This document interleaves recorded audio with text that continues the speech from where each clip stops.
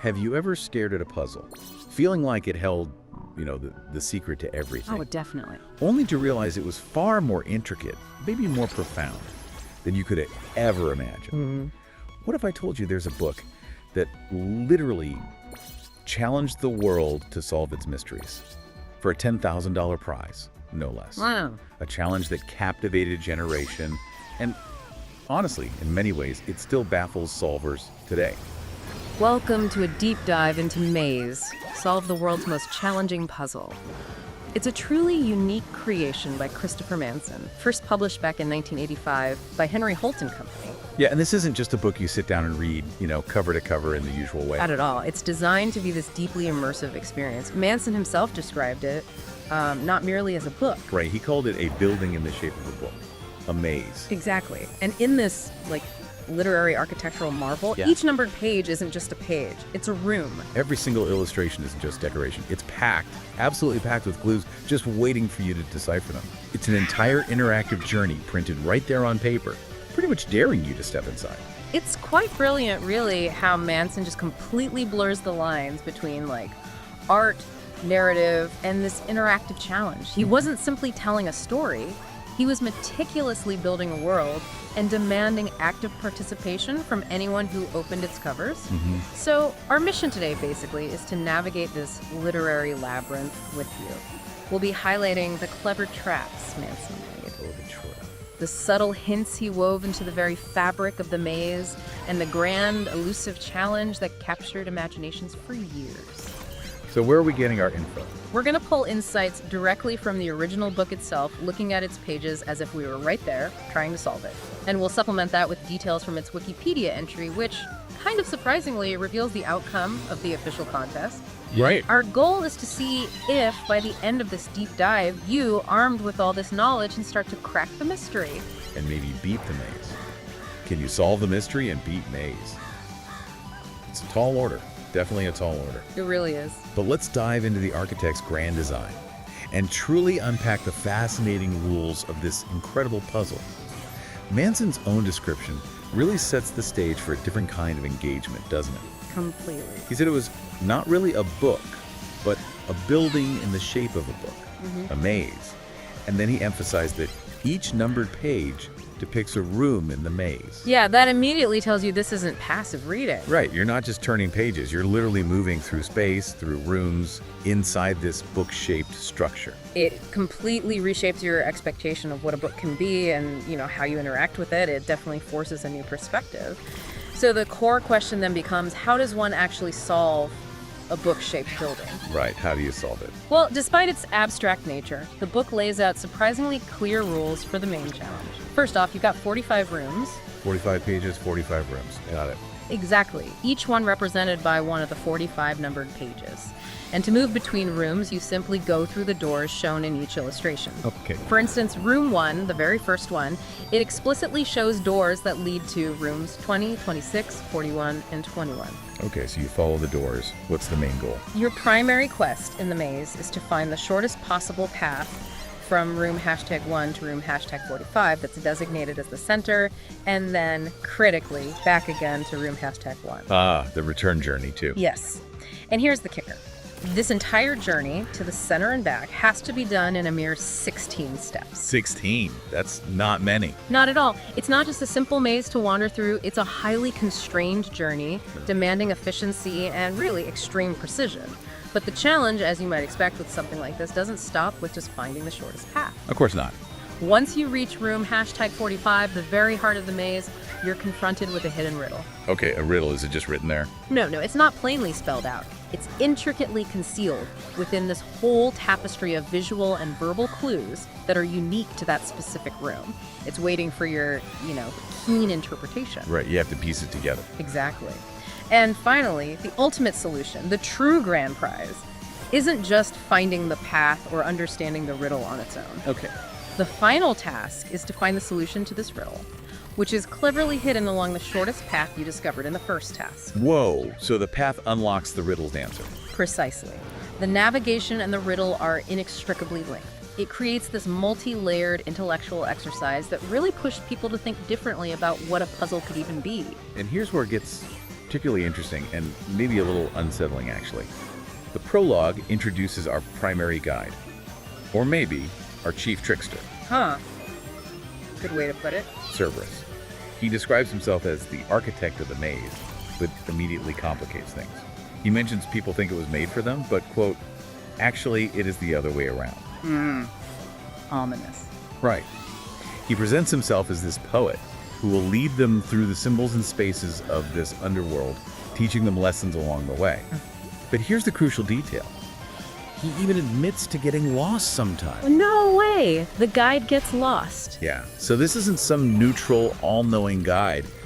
He's part of the puzzle, potentially an unreliable narrator, adding yet another layer of complexity to the whole thing. That's right, and the directions page, right at the very beginning of the book, explicitly warns the solver, and this is key. Anything in this book might be a clue. Not all clues are necessarily trustworthy. Wow, okay, so right from the start, he's telling you not to trust everything. Exactly. This statement is paramount. It immediately sets up this crucial element of critical thinking. The maze isn't just about finding a path or decoding straightforward symbols. It's about discernment. It's about discerning truth from deception, about questioning your assumptions, and about understanding that the very narrative voice, the visual cues, they might be deliberately leading you astray. So you have to be constantly vigilant. Constantly. Critically evaluating every single piece of information. Because, yeah, not all clues are created equal in this maze. Okay, so imagine stepping into this book, this building, for the very first time. The journey begins, and from the outset, every single detail, no matter how tiny, seems like it could matter. Absolutely. Let's start our own navigation then, room by room, dissecting this labyrinth as we go, much like the original solvers had to do with just the book in front of them. Okay, let's do it. We begin in room 1, the entrance hall, which is page 1.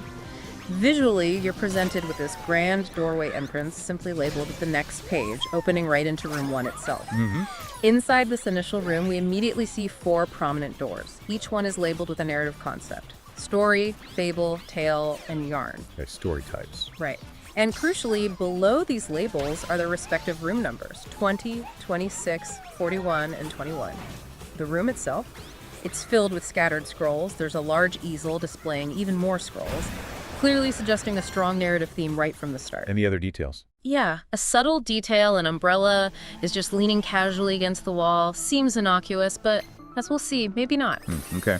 The accompanying narrative from the previous page, the prologue, sets this tone of apprehension. It mentions the uncertainty of visitors, describes the maze as a sinister place. Sinister? Yeah. The narrator notes that the silences of the maze are as eloquent as the sounds. Ooh, I like that. Me too. So, this immediate presentation of multiple narrative concepts, story, fable, etc., it instantly hints at the deeply metaphorical nature of the maze. Right. It's not just physical doors. Exactly. The emphasis on silences and the fact the visitors lack coins to simply toss a coin for decisions, it suggests that traditional, maybe superficial methods of decision-making just won't work here. So it raises the question. Yeah. How do you choose when superficial logic fails you and the obvious path might be the wrong one? Precisely. Okay, moving on to room 2. A room in disrepair on page 2. The scene shifts dramatically here. Yeah, it does. We find this dilapidated room, crumbling frescoes showing what look like ancient battles. The doors here are labeled 29, 22, and 12. Among the debris, there's a teddy bear sitting sadly on a broken bench, a broom lying on the floor. Oh, and a banner with a crescent moon hangs near door 29. Okay. The narrative describes this as a bright room whose walls were in disrepair, mentions creaking floorboards, gritty plaster, and frustratingly, the visitors missed the obvious signs in the frescoes. Why? Because of the decay? Maybe? Perhaps they were too focused on the dilapidation. The narrator, always ambiguous, says they are on the right path, but then immediately questions what correct or most appropriate really means in this context. Classic Cerberus. Right. The idea of missing obvious signs when the walls themselves are in disrepair, that's a brilliant bit of misdirection by Manson. Yeah, it implies the clues aren't always pristine or obvious. Sometimes they're hidden in the decay, in the chaos. Demanding a deeper look. Definitely. Now, room 3, the Hall of Decisions on page 3. This one is visually really striking and immediately signals a challenge to conventional perception. How so? It's a stark room with these unusual door markings. E, that leads to door 33-9, but the word 9 is reversed, leading to door 9. Reversal. And EI, leading to door 18. Prominently on the floor, there's a large arrow pointing this way, but the text itself is reversed. Like the 9. Exactly. And so is a stop sign. Symbolically, you've got a crescent moon on the door frame to 33, and a sun symbol to 18, suggesting dualities or maybe astrological connections. Yeah, and the narrative. It captures the group's confusion, they complain, they feel all turned around. The narrator notes they missed the real sign and didn't examine it from all sides. Okay, so the reversals are key. Yeah, the reverse text and signs are a clear visual cue that something is off here. It's a direct challenge to literal interpretation. A great example of Manson playing with your assumptions. So you need to shift perspective. I think so. If we consider this in a broader context, the theme of all turned around and the warning not examining all sides strongly suggests a need for perspective shifts. Maybe even literally reversing your assumptions or looking at things from an unconventional angle to find the true path. That's a perfect point about perspective.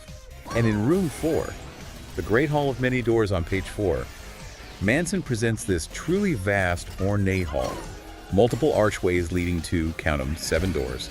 44, 29, 15, 11, 16, 24, and 43. Wow, 7 choices. Right. The ceiling has these intricate celestial motifs adding to the grand, almost cosmic scale. And scattered on the floor and tables are various tools. A mallet, a compass, scrolls, a candle. Tools for the journey. Perhaps. The narrative here is brief but telling. It features the narrator's internal monologue. He snorts, "What a foolish face," and tells himself, "Pay no attention." To himself. Seems like it, implying self-criticism or maybe a deliberate attempt to appear unassuming. He's fortunate to move before others notice him standing still. Interesting. That internal monologue. Yeah, telling himself to pay no attention to his own foolish face. It hints at a self-awareness that contrasts sharply with the visitor's struggles.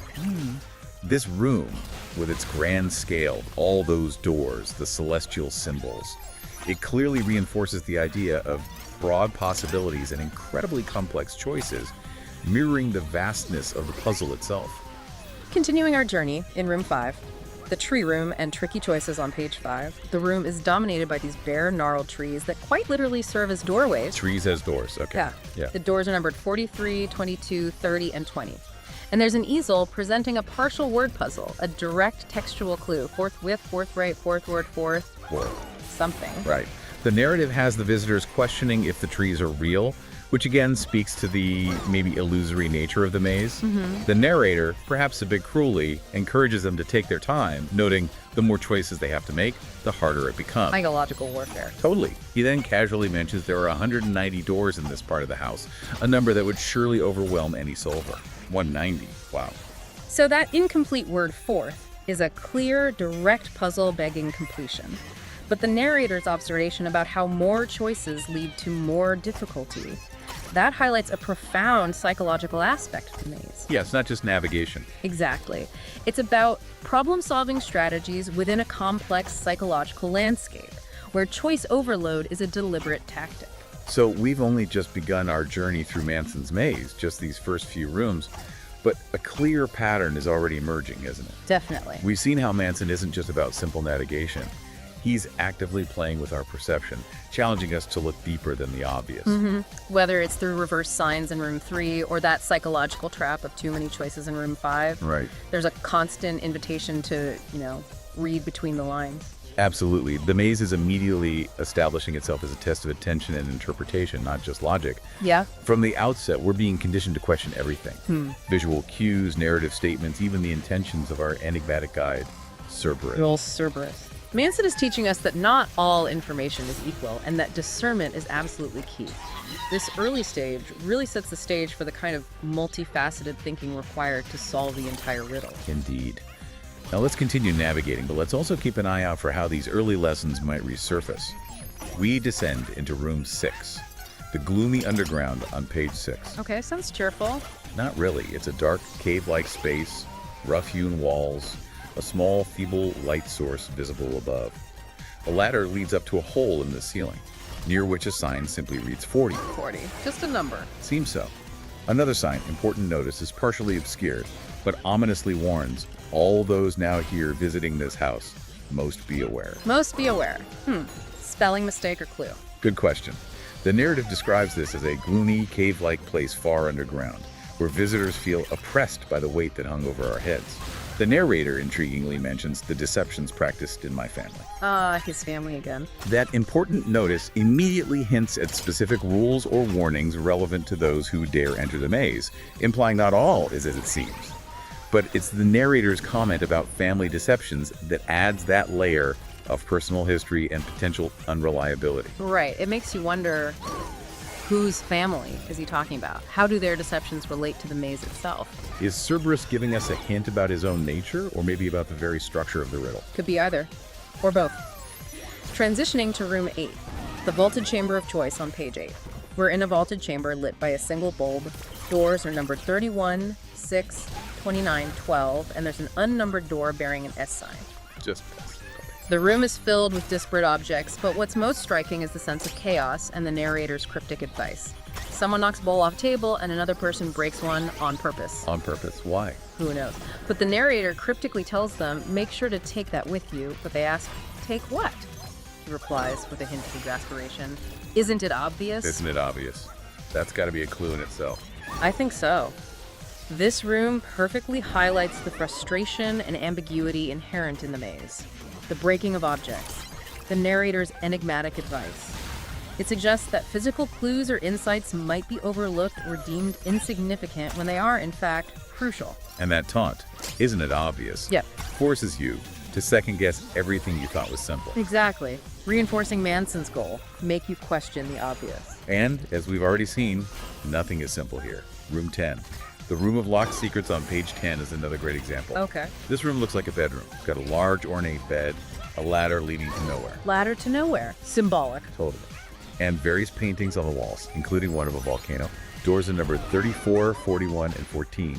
Significantly, one door in the room appears to be locked. A locked door. Interesting. The narrative tells us the room smelled of paint. Faint voices are heard arguing behind the locked door, creating this air of unresolved conflict. What are they arguing about? We don't know. Visitors try the door, but predictably, it won't open. Now, here's a key moment. One of the visitors picks up the umbrella we saw all the way back in room 1 The umbrella. I remember that. and comments, "It may rain where we're going." Okay, so that umbrella was important. Seems like it. The locked door and the voices add an element of external mystery, a hint of secrets kept just out of reach. But the reappearance of the umbrella, a small detail from room 1, is a brilliant touch. It suggests that seemingly insignificant objects picked up early on might have later relevance or become crucial tools. It's a classic puzzle trope, right? Right. Conditioning you to pay attention to everything, no matter how small. Absolutely. Nothing is trivial in Manson's maze. As we move deeper into Christopher Manson's maze, the challenges are becoming increasingly layered. We're weaving together narrative, visual cues, philosophical insights. Yeah, we're well past the initial entrance now, and the mysteries are only growing. Okay, let's step into room 11, the crowded crossroads on page 11. This is described as an airy room with 3 main doors labeled 40 and 24, plus 2 other closed doors. Implying even more hidden possibilities. Exactly. A large bell sits on the floor with a sign explicitly reading, "For assistance, please ring bell." Chains are attached, inviting interaction. Okay, so you can ring it. Well, the narrator immediately warns, don't touch that. Okay, don't touch it. And he notes that this must be an important room with more doors than any of the others. So the warning itself is a clue. I think so. This direct warning, coupled with his statement that it's an important room, tells the solver. Close attention here. The bell with 4 assistants is clearly an interactive element, hinting at a mechanism or maybe a specific sequence of actions required. And makes you consider the consequences of your actions in the maze. Do you obey the narrator or not? Exactly that choice. Another fascinating room is room 13. Time, superstition, and the millennium clock on page 13. Sounds complex. It looks it. 2 arched doorways, one leading to 27, another to 25, and a third door marked 18. A large, ornate clock stands prominently, showing 640. 6 o'clock. Specific time. Maybe. There's also a millennium, century, decade, year, month, day, hour, minute board present, along with a sundial and a spotlight, all emphasizing time. Okay, time is definitely a theme here. Yeah, and the narrative reveals visitors are uncomfortable, sensing it might be Friday the 13th. Ah, superstition. Right. The narrator comments on their lack of experience to understand how time works in the maze. So time works differently here. Seems implied. This emphasis on time with all these devices strongly suggests that understanding time or chronology, maybe even a specific sequence related to time, might be essential to solving the maze. Is it about a particular moment, a cycle, or a progression? Could be anything. Exactly. And then in room 17, the sand floor and empty promises on page 17, the room has a floor made of sand filled with many amphorae, those large vases. Okay, sand and vases. 3 doors are visible, numbered 6, 45, and 33. And there's a partially completed phrase on the wall. Why? Oh, you are. A direct linguistic puzzle. Yep. The narrator pronounces amphorae as empty, of course, then advises that your choices are more limited than you know. Limited choices despite the doors. Seems so. He states, one should never accept the obvious here. If you think of the maze as a machine, confusion is its product. He also says the machine was hard at work. Confusion is its product. Right. The empty amphorae are a direct visual metaphor, perhaps for false leads or unhelpful information. The instruction, never accept the obvious, is a direct critical directive for the solver. Emphasizing deep analytical thinking. Exactly. It becomes clear here the maze isn't a simple linear puzzle. It's a system deliberately designed to generate confusion, explicitly requiring a different non-obvious approach. It points to a metagame layer, doesn't it? Right. Where the design of the puzzle itself is part of the riddle. I think that's exactly right.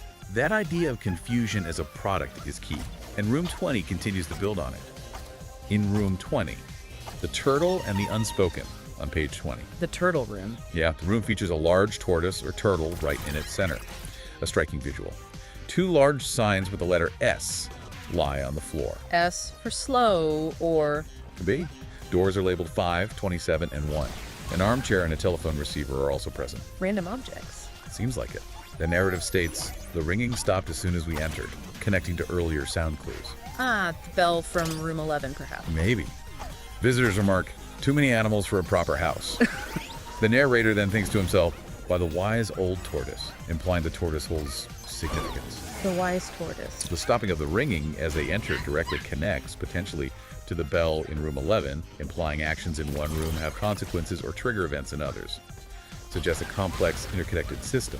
Right. And the wise old tortoise is a classic symbol of slow, steady wisdom, presenting a stark contrast to the visitor's obvious impatience and hurried decision-making.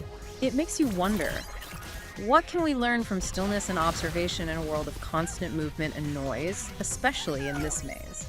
Good question. So we've navigated another significant portion of the maze now, and several crucial principles are really solidifying. Yeah, I see it too. We're seeing Manson's recurring use of unreliable narration and those explicit warnings not to trust the obvious. Definitely. There's a strong emphasis on auditory clues, ringing bells, music challenging us to engage senses beyond just sight, and the idea of repetition, like with the deja vu experiences we saw hinted at earlier and we'll see again, suggests some lessons are cyclical, or the maze is designed to make you question your progress. These aren't just isolated rooms, are they? They're parts of a cohesive, manipulative system. That's exactly what it feels like. It's truly a masterclass, misdirection, and layered puzzles. Oh. We're now halfway through the rooms of Christopher Manson's maze, and as we move deeper into its core, the puzzle is starting to reveal its more intricate, layered nature. Yeah, the clues are getting denser, and the narrator's role feels even more ambiguous. Okay, let's enter room 22. The gaudy room's hidden meanings on page 22. This room is lavishly ornate, arched doorways. Gaudy. That's how it's described. Doors are numbered 43 and 38. A large lantern hangs from the ceiling. A trident lies conspicuously on the floor near a central pedestal. A trident, like Neptune or Poseidon. Could be hints at power or mythology. On the walls are signs with scrambled letters. ELR, Jew ANS Wom, and H+OO.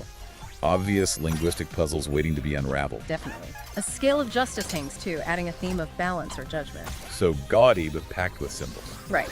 The narrative describes the room as gaudy, reminding the narrator of a theatrical backdrop. He then adds the profound statement, we all have our roles to play. Ah, the theatrical theme again. Yeah, the theatrical backdrop and the idea that we all have our roles to play strongly suggest the maze itself is a stage. The visitors, and by extension you, the solver, are actors in a grand performance or narrative. And the scrambled letters, the trident, the scales. Direct puzzle elements almost certainly related to the ultimate riddle. They demand immediate attention and decryption, for sure. Then we hit room 24, the place of unlimited darkness on page 24.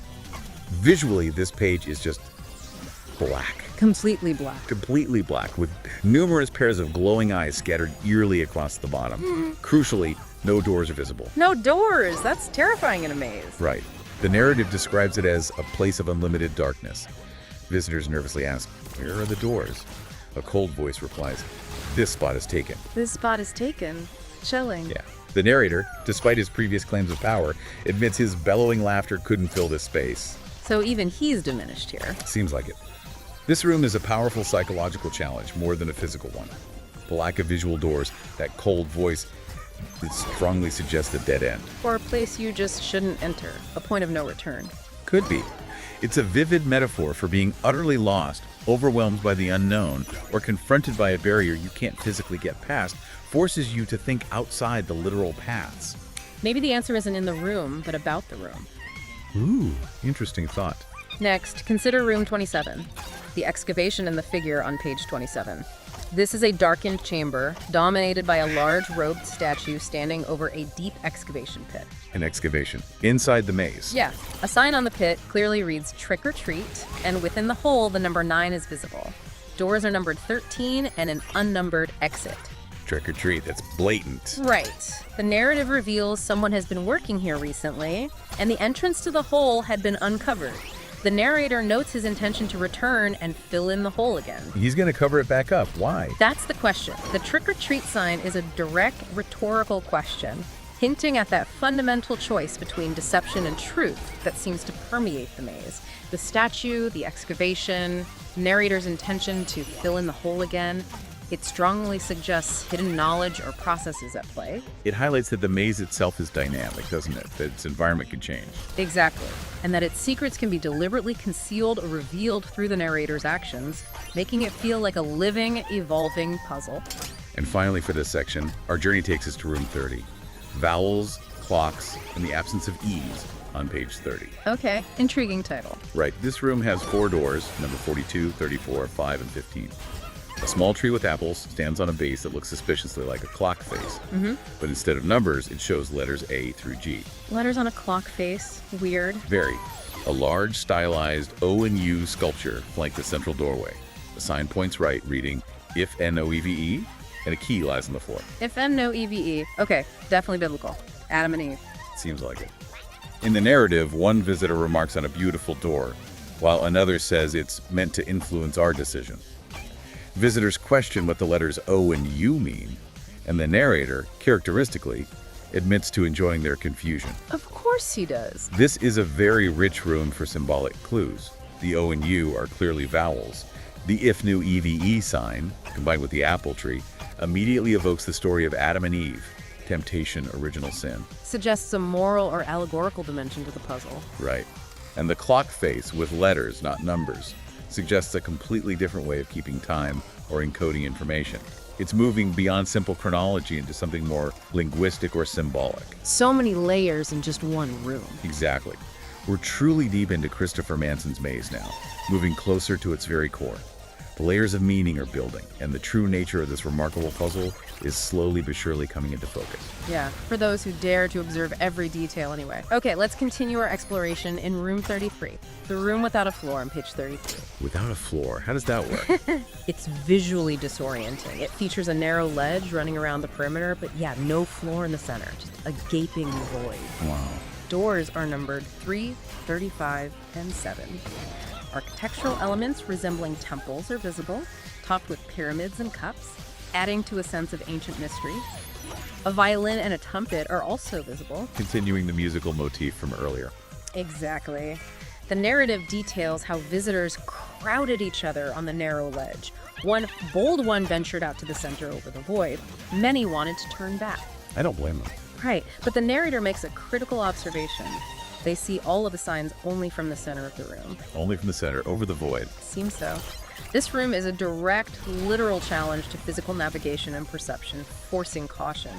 But that statement about seeing all the signs only from the center is a profound and crucial clue. It suggests a need for a central perspective, a shift in viewpoint, or maybe a moment of courage to understand the room's full context. Precisely. It makes you wonder, What other rooms might have hidden clues only visible from a specific, maybe uncomfortable vantage point? Good point. Have we missed things by sticking to the edges? Our journey continues to room 34, the drawing room's naval nuances on page 34. This is depicted as a comfortable middle-class drawing room, patterned wallpaper. Sounds almost normal. Almost. Doors are numbered 10 and 25. Intriguingly, signs on the doors read maybe and no, while a door opening inward clearly displays a yes sign. Yes, no, maybe. Clear choices. But wait, there's more. A painting of a sailing ship hangs on the wall, and on a nearby table a paper lists nautical terms. Jibe pine compass. Nautical terms, why? And a broom with quick written on it lies on the floor. The narrative tells us the visitors are comfortable here. The narrator mutters magpies to himself, believing they almost missed the message. Magpies, what does that mean? Shiny distractions. Maybe.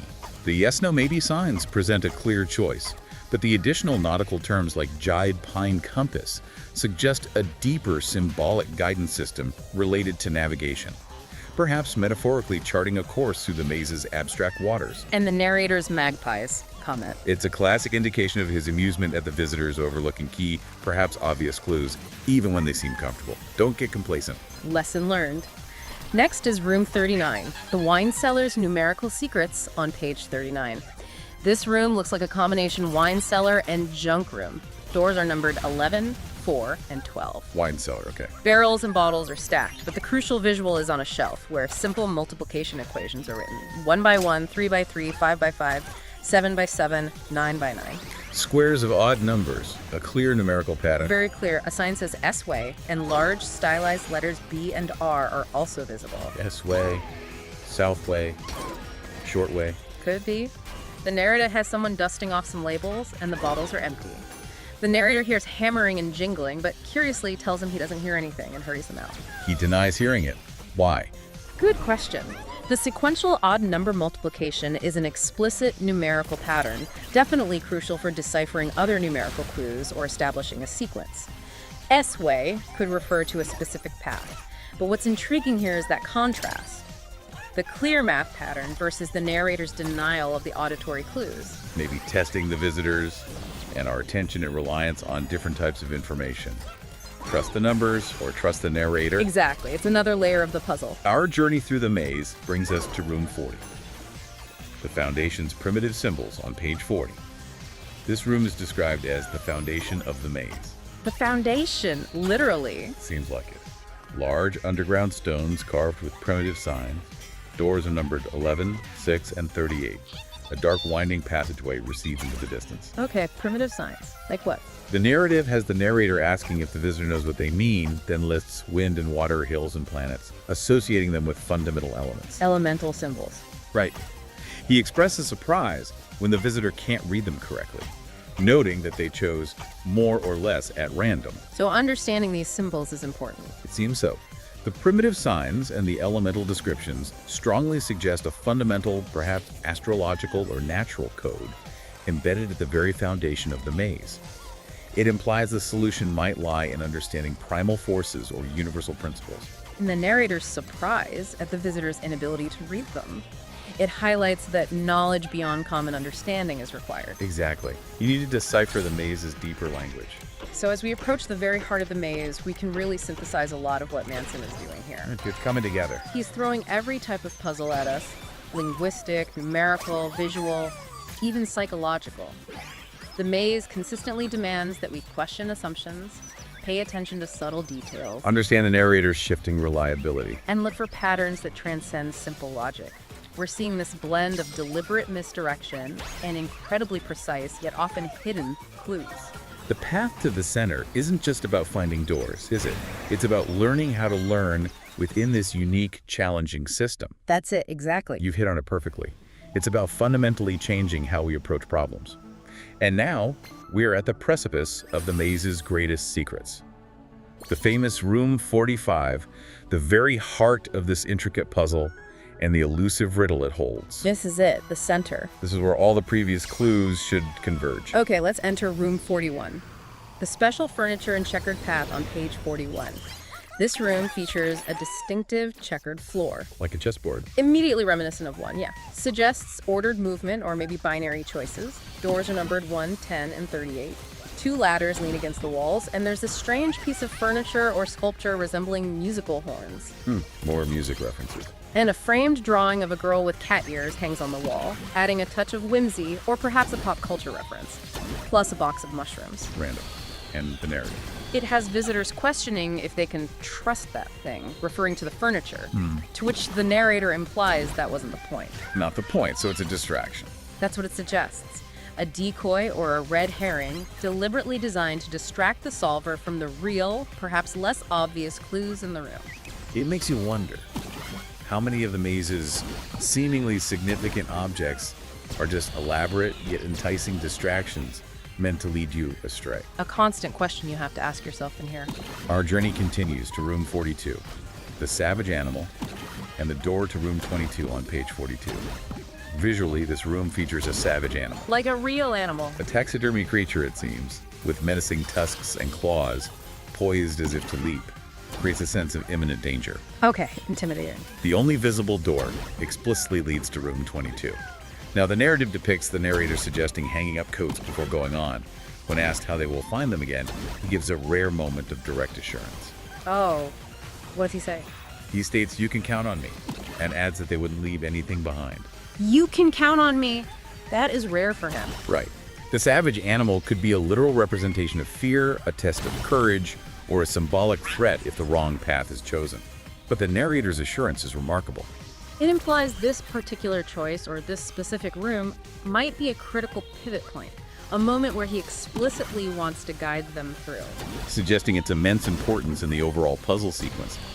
Maybe room 22 is vital. Could be. In room 43, the Great Hall's reflection on page 43, we find a grand hall with large columns and an archway leading directly to door 22 again.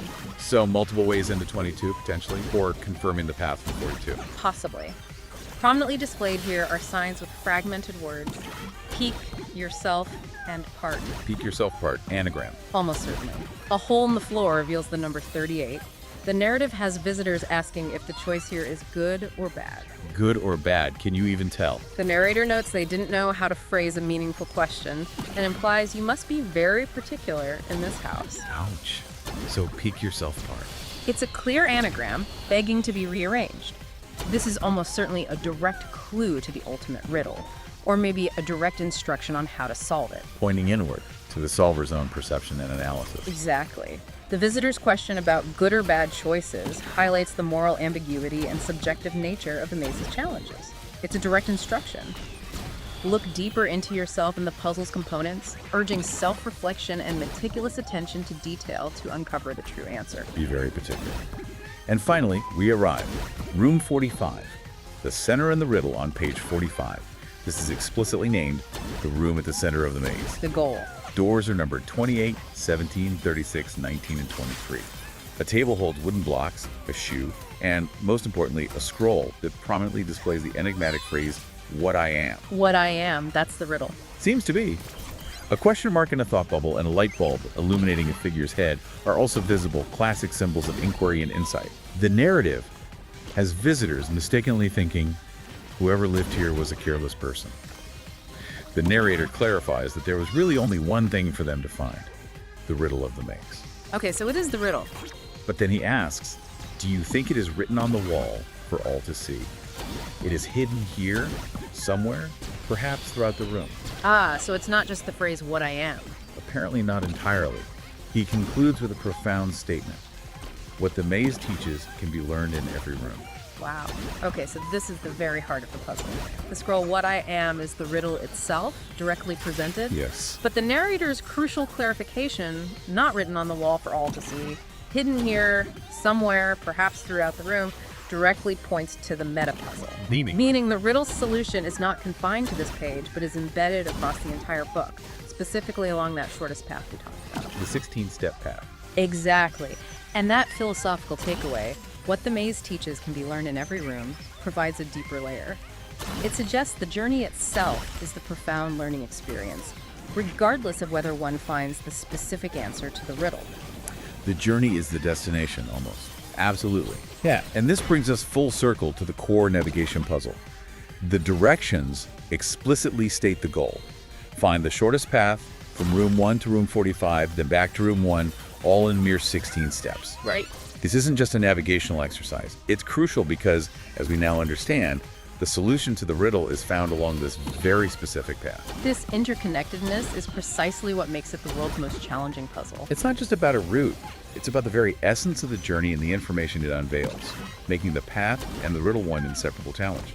Now, here's where the real-world impact of Maze comes into play. It wasn't just a book, right? It was a contest. Oh yeah, the contest. Christopher Manson and his publishers dangled a very enticing carrot in front of puzzle enthusiasts.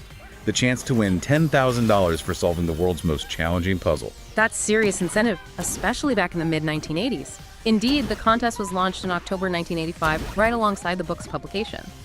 It was initially set to conclude earlier, but due to its complexity, maybe the sheer volume of engaged solvers, the deadline was extended. Final submission cutoff was September 1st, 1987. Okay. Ventura Associates, Inc., an independent judging organization, was brought in to meticulously review all the entries. And get this, to keep engagement alive, they even sent letters containing clues to the riddle upon request. Extra clues. Yeah, but only until November 1st, 1987. Added another layer of interaction and urgency for those really dedicated. The surprising outcome was finally announced in early January 1988 when Ventura Associates sent a letter to the winners. And what's truly remarkable here is that the $10,000 prize wasn't awarded to a single undisputed winner. No, what happened? Instead, 12 entrants were deemed equally close to guessing the correct solutions, and the hefty prize was consequently split among them. 12 winners. Equally close. But here's the absolutely crucial detail that highlights the extraordinary difficulty of Manson's design. All 12 of these winners had successfully discovered the correct path, that elusive 16-step journey from room 1 to 45 and back to 1. They found the path. They did. However, none of them had managed to find the solution to the underlying riddle. Yeah, no, even the winners. None. It speaks volumes about the multi-layered challenge Manson created. So think about that for a moment. They cracked the navigational labyrinth, the precise physical route. A logical part, arguably. Right. But the ultimate meaning, the philosophical core of the what I am riddle, that completely eluded them. Completely. It makes you wonder, what was it about that riddle that made it so much harder than the maze itself? Was it the subtlety, the layered symbolism we've talked about today? Or something else entirely. Perhaps a fundamental shift in perspective that very few people could achieve. It suggests that while the logical, analytical puzzle of finding the path was solvable by many, the deeper, more interpretive, perhaps even intuitive riddle required a different kind of insight altogether. Yeah. The official contest has been void since 1987, making the book a true historical artifact in the world of puzzles. As a result, Maze is now a highly sought-after collector's item. Used copies reportedly sell for around $250 as of 2025. Wow. It's a testament to its enduring mystique and its status as a truly unsolved intellectual challenge. The story of Christopher Manson's Maze doesn't just end with the contest, though. This intriguing concept, this building in the shape of a book, found new life and continues to inspire. Yeah, it demonstrates its enduring legacy far beyond its original publication. That's right. The book's unique format and challenge lent itself well to other mediums. It was adapted into a computer game back in 1994 by Interplay. Oh, I think I remember that, Riddle of the Maze. That's the one. It brought the book's black and white illustrations to life with full-color renderings and even featured voiceovers for the narrator. Giving Cerberus a voice. Exactly, adding a new dimension. And much more recently, in 2025, Manson's Maze was cited as a major influence on the video game blueprints, with Manson himself contributing some minor parts to its development. Still involved after all these years. Shows the continuing relevance of his original vision. Beyond official adaptations, dedicated fans have created various online web versions of the maze. Notable ones appeared as early as 1996, and there's a more recent one from 2025, allowing a whole new generation to grapple with its challenges. But the influence of Maze extends far beyond just direct adaptations. It's garnered a significant and passionate community and considerable critical attention in various intellectual circles. Like where? Well, it's often compared to Jorge Luis Borges' 1947 short story, The House of Asterion. Borges. Makes sense. Which offers a similar introspective twist on the Greek myth of Theseus and the Minotaur. It highlights Manson's work within a broader literary and philosophical tradition. There are thriving online community forums, like intotheabyss.net, specifically devoted to visual puzzles and maze. You can find YouTube podcasts like Mazecast, dedicated to dissecting its every detail. People are still digging into it. Oh, yeah. And it has been featured in articles from publications as diverse as Believer magazine, Boing Boing, The Game Shelf. It really shows how a meticulously crafted puzzle book, with all these layers of meaning and challenge, can transcend its original medium and continue to inspire creators, thinkers, and puzzle solvers for decades. It proves its enduring power to engage and intrigue. Absolutely. We've truly navigated the physical and conceptual corridors of Christopher Manson's maze today.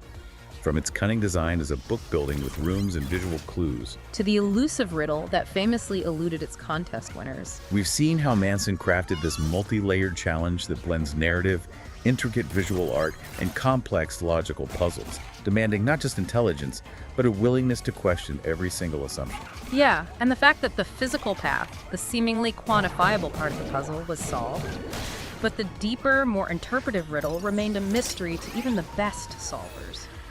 That really speaks volumes about Manson's genius. It really does. It suggests that the maze isn't just about finding the quickest route or even about traditional right or wrong answers. It's about discovering a particular kind of truth or insight that transcends mere logic.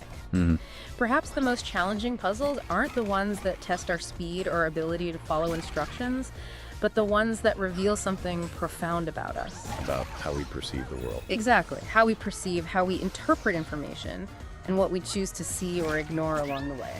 So a final thought for everyone listening. As you reflect on this deep dive, maybe consider this. What does this all mean for your own approach to problems and, let's face it, information overload in your daily life? Do you tend to focus on finding the fastest path, the most direct solution? Or do you actively seek out the hidden riddle, the deeper meaning that might lie beneath the surface? It's a great question. The maze might be officially closed, the contest long over. But its lessons, I think, are still very much open to exploration.